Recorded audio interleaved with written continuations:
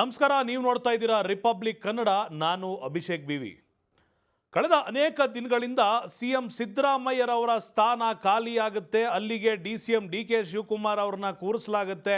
ಸಿದ್ದರಾಮಯ್ಯರವರಿಗೆ ಬೇಸರವಾಗದಂಥ ನಿಟ್ಟಿನಲ್ಲಿ ಅವರಿಗೆ ಮತ್ತೊಂದು ಉನ್ನತವಾದ ಸ್ಥಾನಮಾನವನ್ನು ಕೊಡಲಾಗುತ್ತೆ. ಮತ್ತೊಂದು ಕಡೆ KPCC ಅಧ್ಯಕ್ಷ ಗಾದಿಯನ್ನು ಕೂಡ ಮತ್ತೊಬ್ಬರಿಗೆ ನೀಡಲಾಗುತ್ತೆ. ಇದ್ರ ಜೊತೆಗೆ ಇಂಥ ಅನೇಕ ಆಯಾಮಗಳು, ಅನೇಕ ಸುದ್ದಿಗಳನ್ನು ನಾವು ನೋಡ್ಕೊಂಡು ಬರ್ತಾನೆ ಇದ್ದೀವಿ. ಆದರೆ ಈ ರೂಮರ್ಗಳು ವಾಸ್ತವದಲ್ಲಿ ನಿಜವಾ?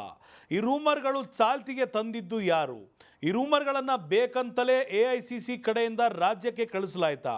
ಅಥವಾ KPCC ಒಳಗಿರುವಂಥ ಸಚಿವ ಶಾಸಕ ಮಿತ್ರರೇ ವಾಸ್ತವವನ್ನು ಮಾಧ್ಯಮಗಳಿಗೆ, ಜನರಿಗೆ ತಿಳಿಸೋದಕ್ಕೆ ಈ ರೂಮರ್ಗಳನ್ನು ಬಳಸ್ಕೊಂಡ್ರ? ಅನೇಕ ಗೊಂದಲಗಳಿದೆ, ಅನೇಕ ಪ್ರಶ್ನೆಗಳಿದೆ. ಆದರೆ ಲೆಕ್ಕಾಚಾರ ಈ ರೀತಿ ಇರಬಹುದು ಅನ್ನೋ ಒಂದು ಸುದ್ದಿಯನ್ನು ಇವತ್ತು ನಾವು ನಿಮ್ಮ ಮುಂದೆ ಇಡ್ತಾ ಇದ್ದೇವೆ. CM ಸಿದ್ದರಾಮಯ್ಯರವರನ್ನ ರಾಜ್ಯ ರಾಜಕಾರಣದಿಂದ ರಾಷ್ಟ್ರ ರಾಜಕಾರಣಕ್ಕೆ ಕಳಿಸಿಕೊಡಲಾಗುತ್ತೆ. ಯಾಕೆ ಕಳಿಸ್ಕೊಡಲಾಗುತ್ತೆ? ಅವ್ರು ಯಾಕಷ್ಟು ಈಸಿಯಾಗಿ ಒಪ್ಕೊಳ್ತಾರೆ? ಅವರು ಅಲ್ಲಿಗೆ ಹೋದರೆ ಇಲ್ಲಿರುವಂಥ ಹಿಡಿತ ಅವರು ಬಿಟ್ಟಂಗಾಗಲ್ವಾ? ಅದ್ರ ಜೊತೆಗೆ ಇದೇ ಕೊನೆಯ ಬಾರಿಗೆ ತಾನು ಚುನಾವಣೆಗೆ ನಿಲ್ಲೋದು ಅಂತ CM ಸಿದ್ದರಾಮಯ್ಯ ಆಪ್ತರಲ್ಲೂ ಹೇಳ್ಕೊಂಡಿದ್ದಾರೆ, ಕೊನೆಗೆ ಒಂದಿಷ್ಟು ವೇದಿಕೆಗಳಲ್ಲೂ ಹೇಳ್ಕೊಂಡಿದ್ದಾರೆ. ಆದರೆ 5 ವರ್ಷದ CM ಅಧಿಕಾರವನ್ನು ಮುಂದುವರಿಸೋದಕ್ಕೆ ಬಿಡೋದಿಲ್ಲ ಅನ್ನೋದು ಅವರಿಗೂ ಗೊತ್ತಿದೆ, ಪಕ್ಷಕ್ಕೂ ಗೊತ್ತಿದೆ, ಹೈಕಮಾಂಡ್ಗೂ ಗೊತ್ತಿದೆ. ಆದರೆ ಪಕ್ಷ ಮಾತ್ರ ಹೇಳ್ತಿರುವಂಥದ್ದು, ನಮ್ಮ ನಾಯಕರು ಸಿದ್ದರಾಮಯ್ಯ 5 ವರ್ಷ ಸುಭದ್ರವಾದ ಸರ್ಕಾರವನ್ನು ನೀಡ್ತೇವೆ, 5 ವರ್ಷ ಸಿದ್ದರಾಮಯ್ಯರವರೇ CM ಆಗಿ ಕಂಟಿನ್ಯೂ ಆಗ್ತಾರೆ ಅನ್ನೋದು ಹೇಳಿಕೆಗೆ ಮಾತ್ರ ಸದ್ಯದ ಮಟ್ಟಿಗೆ ಸೀಮಿತವಾದಂಥ ಮುನ್ಸೂಚನೆಯನ್ನು ನಾವು ನೋಡ್ತಾ ಇರೋವಂಥದ್ದು. ಹಾಗಾದರೆ ಸಿದ್ದರಾಮಯ್ಯರವರನ್ನು CM ಕುರ್ಚಿಯಿಂದ ಇಳಿಸಿದ ತಕ್ಷಣ ಅವರು ಆರಾಮಾಗಿ ಮನೆಗೆ ಹೋಗ್ತಾರೆ, ನಿವೃತ್ತಿಯನ್ನು ಹೊಂದುತ್ತಾರೆ, ಮೊಮ್ಮಕ್ಕಳ ಜೊತೆಲಿ ಇರ್ತಾರೆ ಅನ್ನೋದು ದೊಡ್ಡ ಸುಳ್ಳಾಗುತ್ತೆ. ಯಾಕೆಂದರೆ ಕಳೆದ ಅನೇಕ ವರ್ಷಗಳಿಂದ ರಾಜಕಾರಣದಲ್ಲಿ ಸಕ್ರಿಯರಾಗಿರುವಂಥ, ಜನರ ಸೇವೆಯಲ್ಲಿ ಸದಾಕಾಲ ಸಕ್ರಿಯರಾಗಿರುವಂಥ ಸಿದ್ದರಾಮಯ್ಯನವ್ರನ್ನ ರಾಜ್ಯ ರಾಜಕಾರಣದಿಂದ ರಾಷ್ಟ್ರ ರಾಜಕಾರಣಕ್ಕೆ ಶಿಫ್ಟ್ ಮಾಡೋದ್ರ ಹಿಂದೆ ಒಂದು ಲೆಕ್ಕಾಚಾರ AICC ಹಾಕಿರುವಂಥದ್ದು. ಅದೇ ಲೆಕ್ಕಾಚಾರವನ್ನು ಸಿದ್ದರಾಮಯ್ಯರವರು ಕೂಡ ಹಾಕಿರ್ತಾರೆ. ಒಂದು ಸಣ್ಣ ಇತಿಹಾಸವನ್ನು ನಾವು ನೋಡಬೇಕಾಗುತ್ತೆ. ಇಂದಿರಾ ಗಾಂಧಿರವರನ್ನು ರಾಜ್ಯಕ್ಕೆ ಕರೆದುಕೊಂಡ್ಬಂದಿದ್ಯಾರು? ಅವ್ರನ್ನ ಚಿಕ್ಕಮಗಳೂರಿನಲ್ಲಿ ಗೆಲ್ಲಿಸಿದ್ಯಾರು? ಅವರ ಗೆಲುವಿಗಾಗಿ ಶ್ರಮ ಪಟ್ಟಿದ್ದು ಯಾರು? ಅದಾದ ನಂತರ ಯಾರು ಮೂಲೆ ಗುಂಪಾದರು ಅನ್ನೋ ಒಂದು ಪ್ರಶ್ನೆಗೆ ಒಂದೇ ಹೆಸರು, ದೇವರಾಜ ಅರಸರು. ದೇವರಾಜ ಅರಸರ ಶ್ರಮವನ್ನು ಇಂದಿರಾ ಗಾಂಧಿರವರು ಬಳಸ್ಕೊಂಡ್ರು. ದೇವರಾಜ ಅರಸರ ಕೆಲಸವನ್ನು ಇಂದಿರಾ ಗಾಂಧಿರವರು ಬಳಸ್ಕೊಂಡ್ರು. ದೇವರಾಜ ಅರಸವರ ಅಷ್ಟು ಬೆಂಬಲವನ್ನು ಇಂದಿರಾ ಗಾಂಧಿರವರು ಬಳಸ್ಕೊಂಡ್ರು.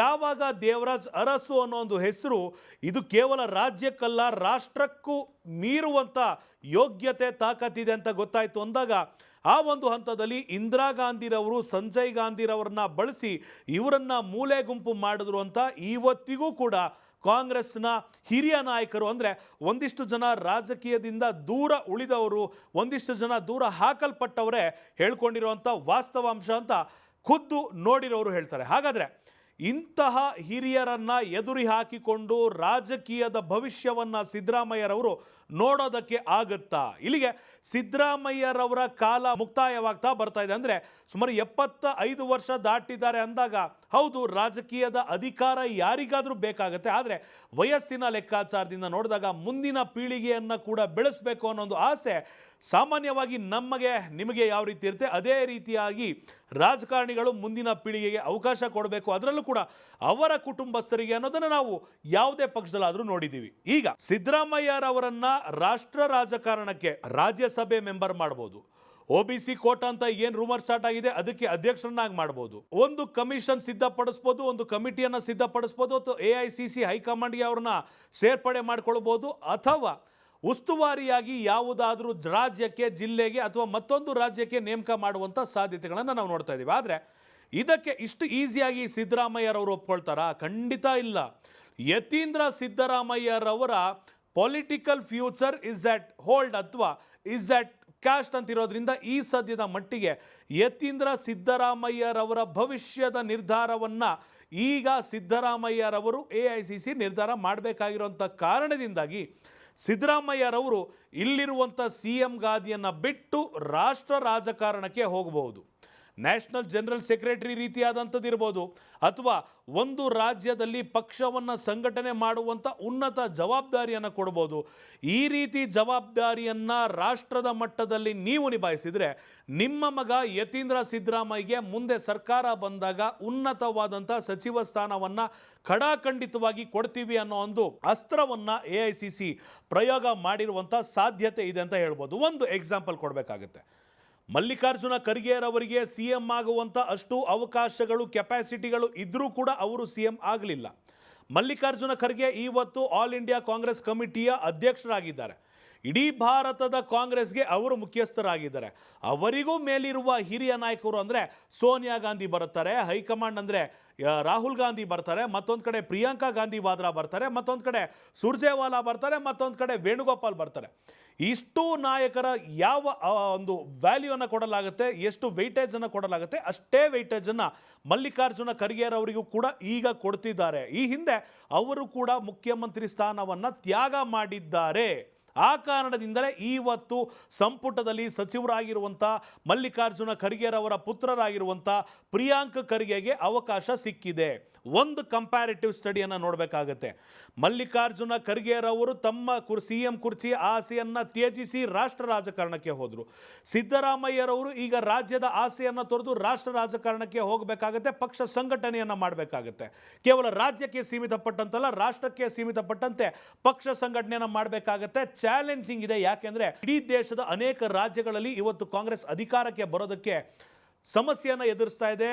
ದೊಡ್ಡ ರೀತಿಯಾದಂಥ ಪಲ್ಟಿಯನ್ನು ಹೊಡಿಬೇಕಾದಂಥ ಅನಿವಾರ್ಯತೆ ಪಕ್ಷದ ಮುಂದೆ ಇರೋದ್ರಿಂದ ಸಂಘಟನಾ ದೃಷ್ಟಿಯಿಂದ ಈ ಇಬ್ಬರು ನಾಯಕರಿಗೆ ಜವಾಬ್ದಾರಿಯನ್ನು ಕೊಡುವಂಥ ಸಾಧ್ಯತೆ ಇರುವಂಥದ್ದು ಈಗಾಗಲೇ ಖರ್ಗೆರವರಿಗೆ ಅಂದರೆ ದೊಡ್ಡ ಖರ್ಗೆರವರಿಗೆ ಕೊಡಲಾಗಿದೆ.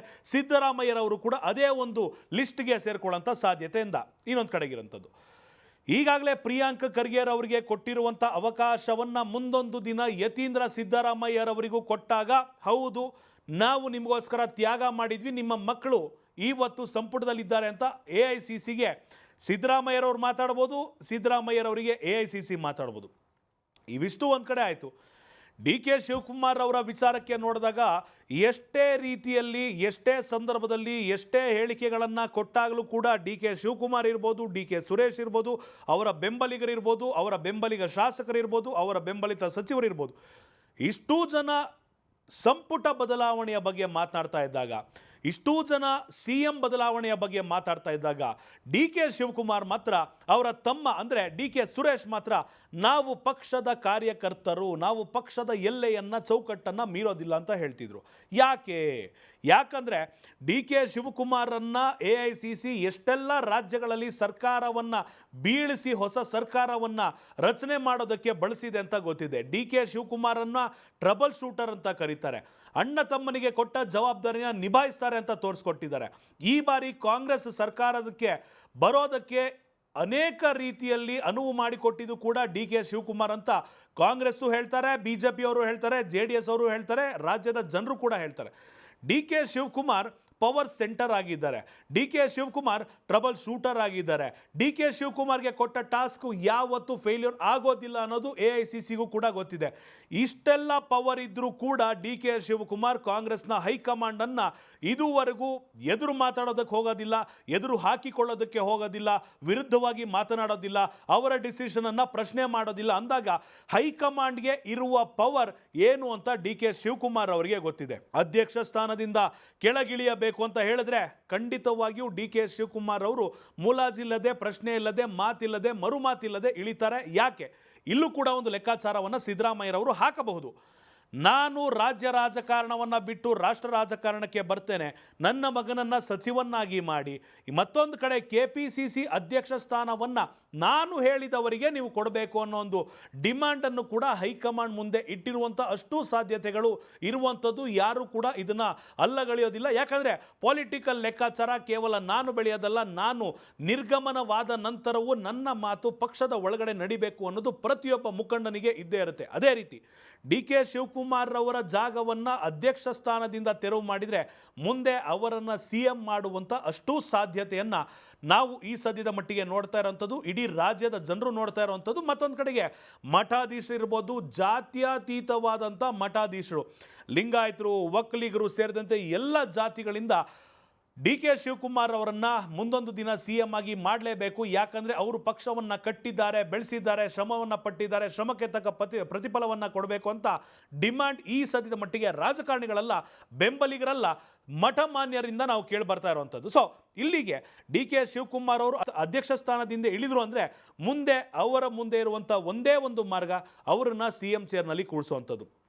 ಒಂದು ವೇಳೆ ಏನಾದರೂ ಡಿ ಕೆ ಶಿವಕುಮಾರ್ ಅವರು AICC ಮಾತನ್ನು ಕೇಳಲಿಲ್ಲವಾದರೆ ಈ ಪ್ರಶ್ನೆ ಚಾಲ್ತಿಗೆ ಬರೋದಿಲ್ಲ. ಯಾಕೆಂದರೆ ಡಿ ಕೆ ಶಿವಕುಮಾರ್ ಅವರು ಖಂಡಿತವಾಗಿಯೂ ಕೇಳ್ತಾರೆ. ಆದರೆ ಕೇಳಲಿಲ್ಲವಾದರೆ ಖಂಡಿತವಾಗಿಯೂ ದೇವರಾಜ್ ಅರಸರ ಕಾಲವನ್ನು ಡಿ ಕೆ ಶಿವಕುಮಾರ್ ಅವರು ಖಂಡಿತವಾಗಿಯೂ ನೆನೆಸ್ಕೊಳ್ತಾರೆ. ಯಾಕಂದರೆ ಅವರು ಕೂಡ ನ್ಯೂ ಸ್ಕೂಲ್ ಅಥವಾ ನ್ಯೂ ಟೈಪ್ ಆಫ್ ಪಾಲಿಟಿಷಿಯನ್ ಅಲ್ವೇ ಅಲ್ಲ. ಕಳೆದ 4 ದಶಕಗಳಿಂದ 3.5-4 ದಶಕಗಳಿಂದ ರಾಜಕಾರಣದಲ್ಲಿ ಇರೋದ್ರಿಂದ SM ಕೃಷ್ಣರಂಥ ಹಿರಿಯ ನಾಯಕರ ಗರಡಿಯಲ್ಲಿ ಪಳಗಿರೋದ್ರಿಂದ ಡಿ ಕೆ ಶಿವಕುಮಾರ್ ಅವರಿಗೆ ಯಾವುದೇ ಕಾರಣಕ್ಕೂ ಕೂಡ ತಮ್ಮ ಮುಂದಿನ ಹೆಜ್ಜೆ ಅಂದರೆ ಇನ್ನೇನು ಹೆಜ್ಜೆ ಹತ್ತುತ್ತಾ ಇದ್ದಾರೆ, ನೆಲ ಊರಬೇಕು, ಕಾಲು ಊರಬೇಕು, ಆಗ CM ಸೀಟ್ ಸಿಗುತ್ತೆ ಅಂತ ಗೊತ್ತಿದ್ದಾಗ ಈ ಸಂದರ್ಭದಲ್ಲಿ ಹಾಳು ಮಾಡ್ಕೊಳ್ಳೋದಿಲ್ಲ ಅನ್ನೋದು ಬಹುತೇಕ ಅವರ ಸುತ್ತಮುತ್ತ ಇರೋ ಎಲ್ರಿಗೂ ಗೊತ್ತಾಗಿರುವಂಥದ್ದು.